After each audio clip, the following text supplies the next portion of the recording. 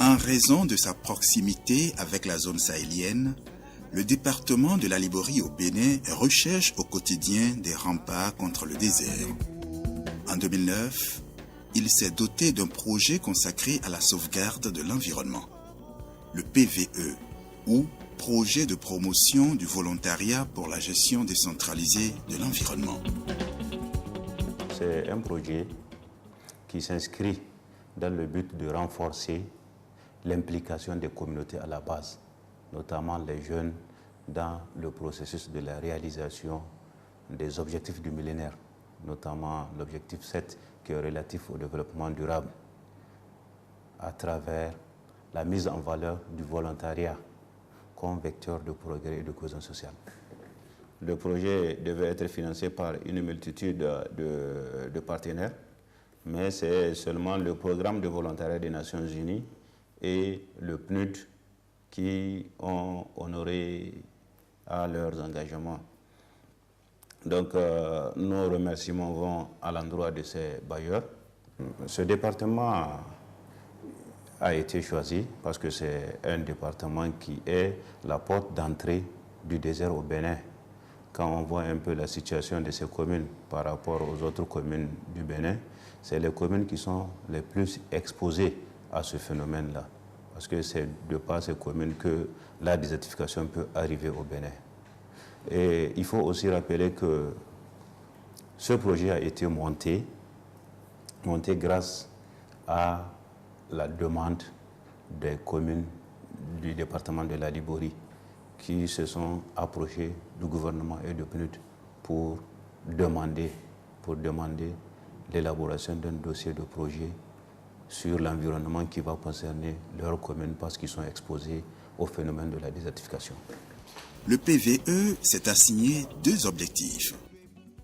Dans un premier temps, il s'agit de développer un cadre de concertation pour la promotion de la participation et de l'engagement des populations dans la gestion environnementale et le développement local.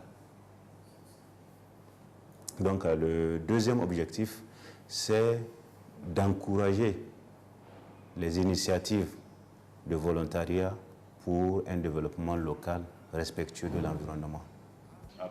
Pour atteindre ces objectifs, le projet mène une série d'activités. Sensibilisation, renforcement de capacités, appui matériel et autres. Dans l'accomplissement de ces tâches, le PVE fait parfois recours aux compétences de certains partenaires locaux. Le secteur de Kandi, c'est-à-dire le secteur Kandi, les appuis dans le renforcement de leurs capacités. Le renforcement des capacités de ces volontaires et aussi des animateurs de PVE. Avec le PVE, nous avons fait beaucoup d'activités. Nous avons fait des activités de reboisement, c'est-à-dire la journée de l'arbre au niveau de la commune. Nous avons fait le point dans nos structures locales, dans les forêts classées.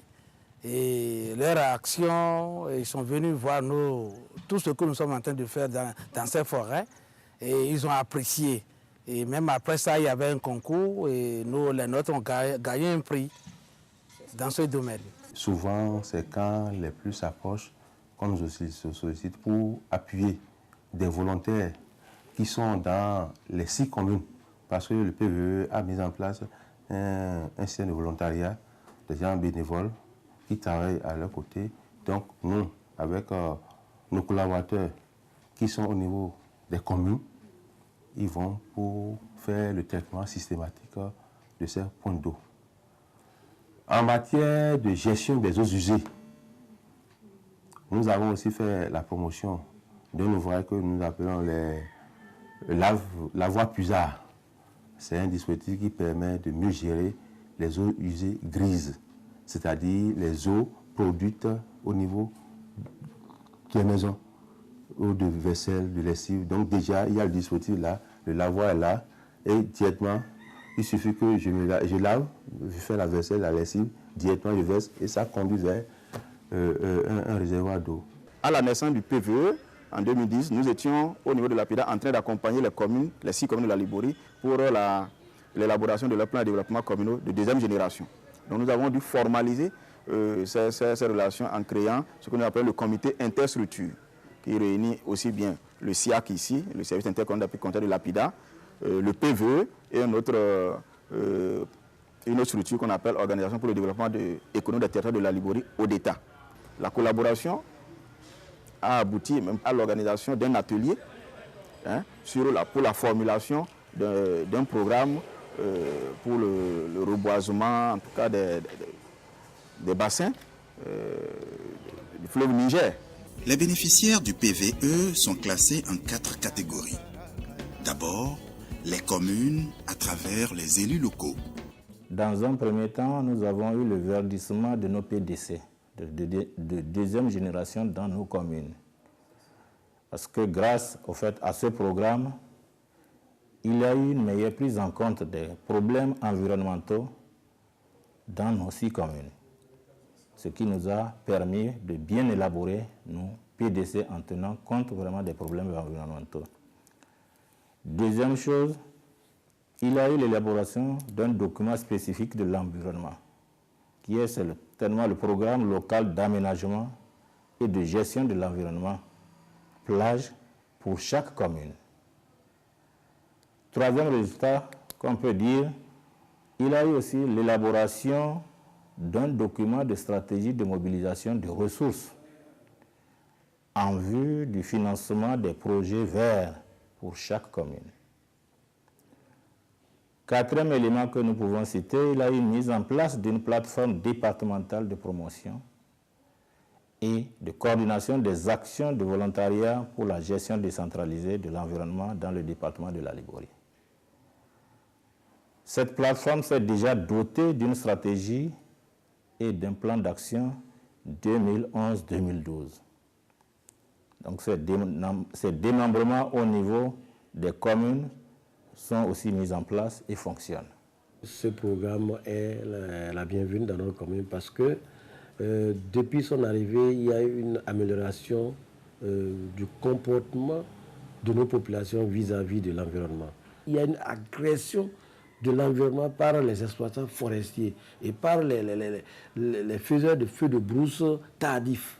Donc ça fait qu'aujourd'hui, le PVE a formé 4 brigades anti-feu dans la commune de Segbana qui s'occupent de la sensibilisation des riverains ou bien de toute la population au niveau de la commune en faisant, par exemple, en passant des messages sur la radio communautaire. Nous avons un comité qui est chargé de l'assainissement de la ville de Segbana qui n'avait pas du tout de matériel de travail. Et le PVE a donc équipé ce comité à qui j'ai remis personnellement le matériel du PVE pour renforcer leurs actions au niveau de la commune de Segbana. Du PVE a formé aussi des équipes sur le terrain qui aujourd'hui nous produisent des plans pour le reboisement de la commune de Segbana. Et comme vous le savez, nous n'avons plus besoin de venir à Kandi ni à Parakou pour aller acheter des plans. Il y a des équipes qui ont été formées et qui nous produisent les plans pour le reboisement. Et pour le dernier reboisement, le PVE nous a donné un appui particulier et nous avons pu planter 425 plants.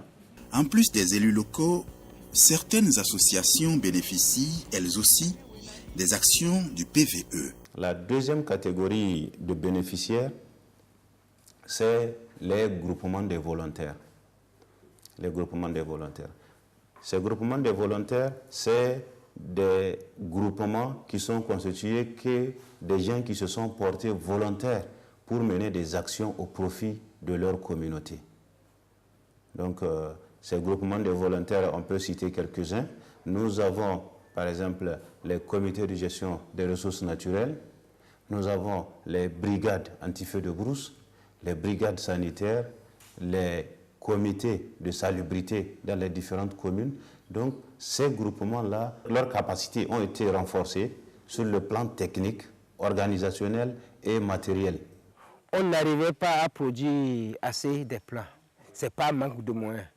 Avec l'appui matériel du PVE et l'appui, grâce à ces formations, à ces multiples formations, on a eu maintenant l'évolution de notre pépinière.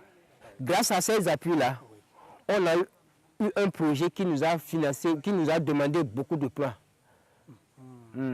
On a réussi à avoir, on nous demandait 20 000 plants, de produire 20 000 plants. Il faudrait que maintenant, forêt bana ba dunwa gbere kana ma moton bana ma gbere ho ba yoba mu ba dan bobo mi hasa ko projet ga na ba projet mo brigade anti-feu de brousse do na ba hen dan kandem no he pinga ma gbere shi ko to mo he mo ba gbere buga ma kankan bura parce que gbere ho ya dan mo ho ye du dan baga ha di ten we be hen dan do ka kara ma to dan du do o pi utiliser sun yiru jira sun ita sun ne dadan ndo fa yedu na ma hin dadan won do mi ko we tahi ko ha wo we fa mo de ben we go ma renouveler ko hin dera me.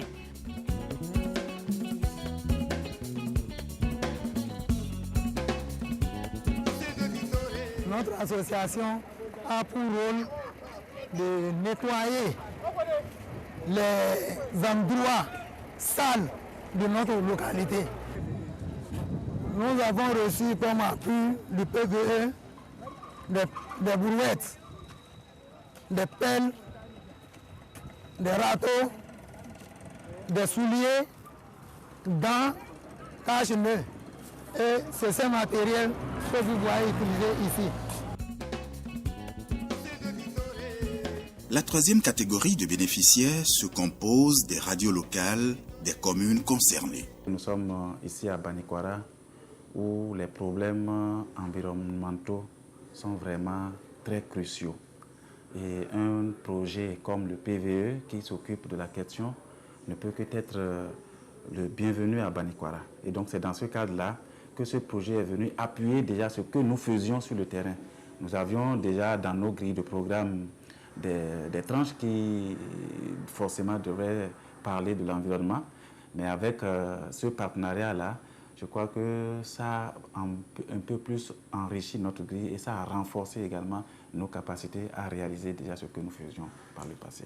Ça a permis le renforcement de capacité de nos agents qui s'occupent des productions parce que de temps en temps, le PVE invite les animateurs à des séances de recyclage où ils font des formations, ils font des recyclages vraiment qui sont toujours très très bénéfiques, qui renforcent leur capacité dans ce qu'ils avaient déjà dans le domaine de la production. En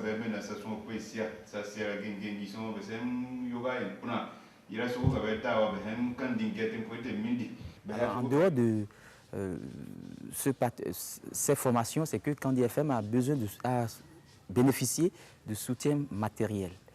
Notamment, il y a le plateau technique qui a été amélioré avec l'apport d'un ordinateur, un kit d'ordinateur et accessoires. Il y a eu la salle de production qui a été animée avec l'apport d'un climatiseur.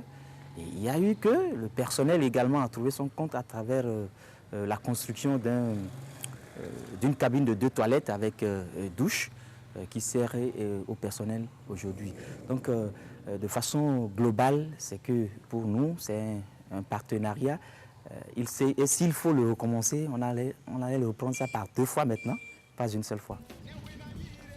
Quatrième et dernière catégorie de bénéficiaires, l'école. Nous avions formé des enfants ambassadeurs de l'environnement dans des écoles qui, à leur tour, sensibilisent leurs pairs dans les établissements. Ensuite, nous avions aussi formé 50 enseignants sur l'éducation environnementale avec l'aide de l'Institut national pour la formation et l'éducation.